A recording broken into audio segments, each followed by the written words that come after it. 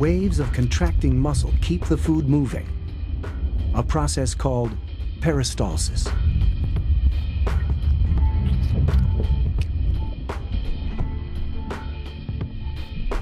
These contractions are so powerful, we can even eat upside down.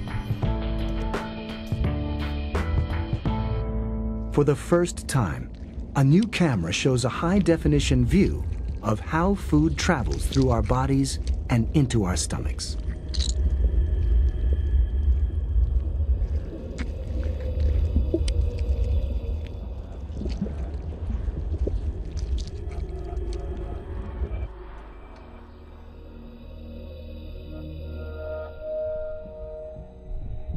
Food enters the stomach through a hole at the top.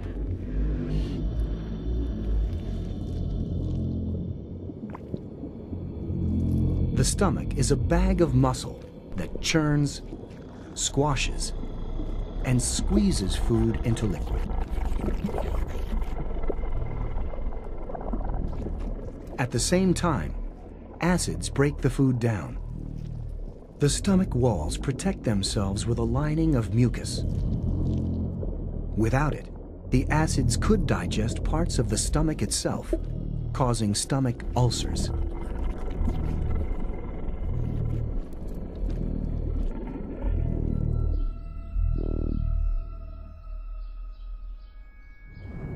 About an hour later, the stomach squeezes the broken down food out through a tiny hole called the pyloric sphincter.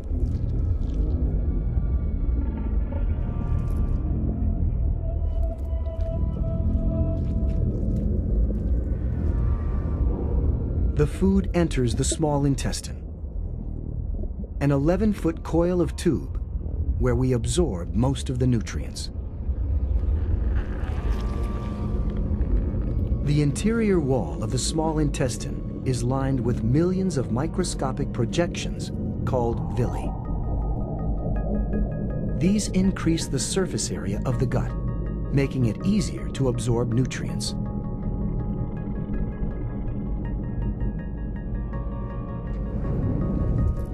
First, the pancreas pumps out a juice that neutralizes stomach acid.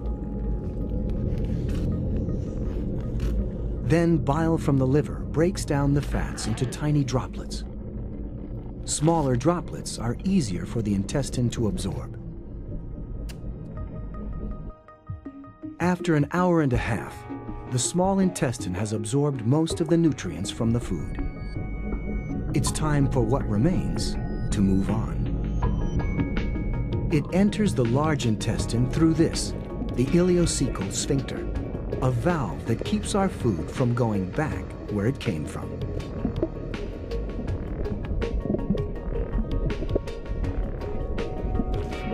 What's left is a mix of waste food and dead cells from the walls of the gut.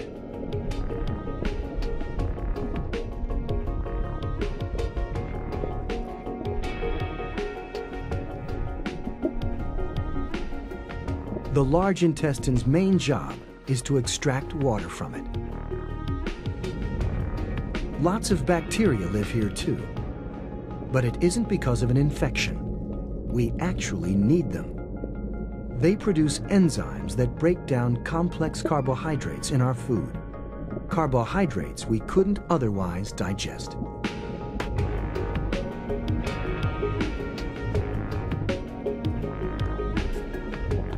Finally, after about 12 hours,